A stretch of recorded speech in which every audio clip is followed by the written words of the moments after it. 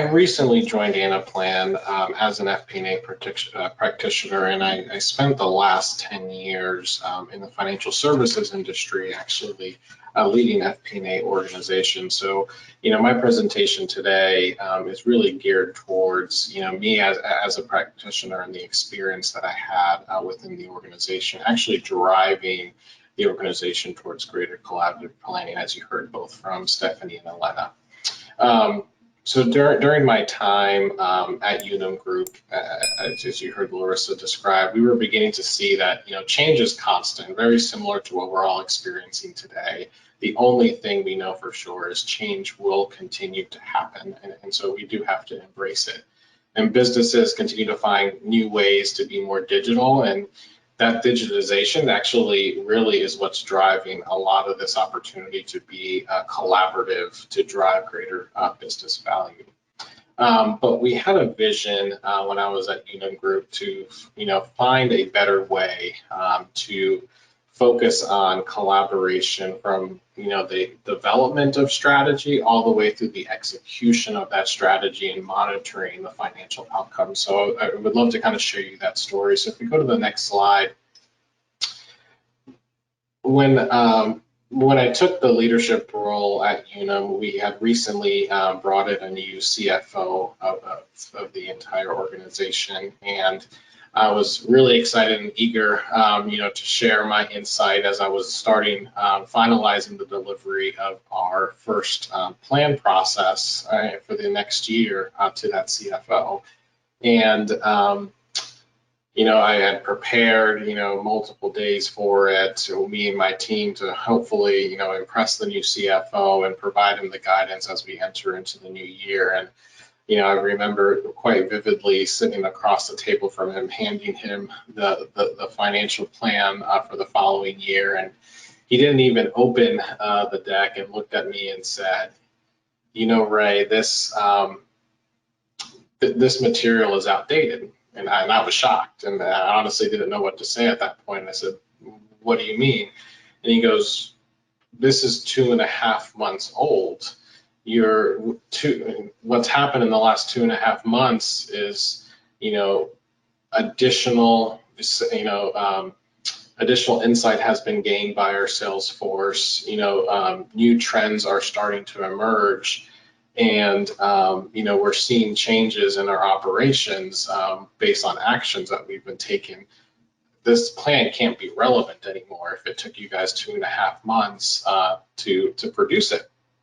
And I couldn't be, I couldn't agree with him more. And so, I walked away from that meeting knowing that I had to do something about it to drive greater efficiency and collaboration so that we can drive greater value to the CFO in a reasonable amount of time. And so I pulled together a task force to begin to understand kind of the key elements of our problem. And what I found was, 10 to 20% of, we were only leveraging 10 to 20% of the data that we had in our finance organization, let alone the data that we had out in the operations. And so we were realizing that the abundance of data was increasing, but we weren't leveraging it to the best of our ability.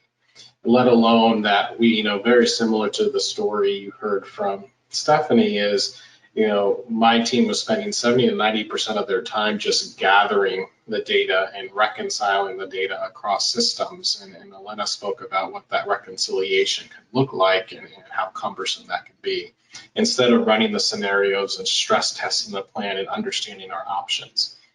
And even more importantly, in today's world, it's not just about producing a number in a silo. We were not even engaging our partners, more than one time throughout the process, usually at the beginning or at the end. And so making sure that we were bringing in the right leadership, the right subject matter experts to help engage in our process was critical. And so if we go into the next slide, I wanted, what we saw ahead of us and what we wanted to craft, and I believe one slide before this, I apologize. What we saw ahead of us was that we needed a technology to be an enabler. We were living in a world where we had 37 Excel models and 7 different databases, that wasn't allowing us to be efficient. And so we knew we had to take a very proactive approach to think about the right architecture. And we actually knew that we wanted to allow and enable intelligent forecasting to do some of the work for us, so that we can add and rethink kind of the value that we were driving as a team versus doing the data gathering and running the math to actually applying the outcomes of those of our financial plans towards business action.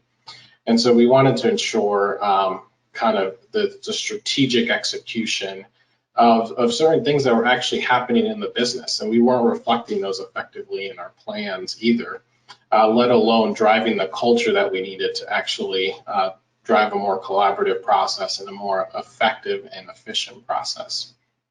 And so if we go to the next slide, what we actually did was we noticed that the culture was the center and the focus of what we had to do as we move forward. And so, the task force and I, along with key partners that we identified across not only finance, but IT and the operations and our sales force, we got into, 3 months of working sessions to actually design our future financial planning process for just phase 1.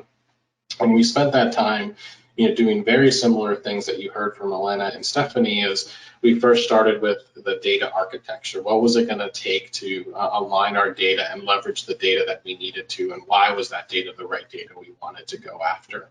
We wanted to then spend the right time understanding what were the models we needed, predictive models, drivers-based models, and what were the outcomes we were looking for those to generate.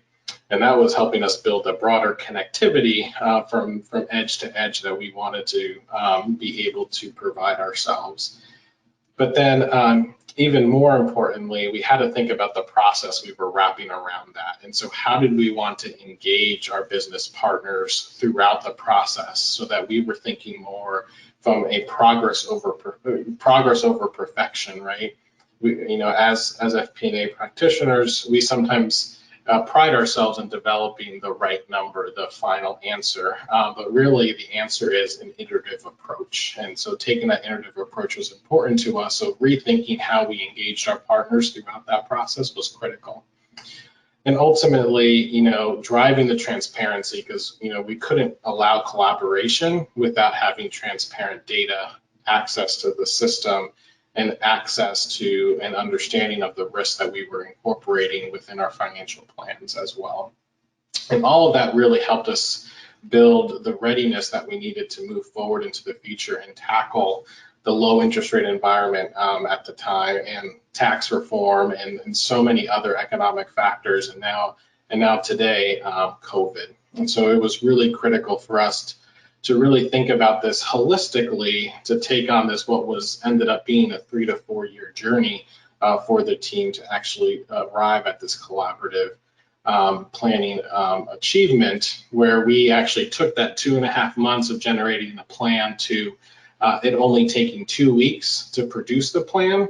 And then we were actually spending another 2 weeks analyzing it, stress testing it, and doing additional scenarios on top of that. So we were delivering a plan within a month's time that we felt confident about driving critical business activity for the CFO and our business leaders.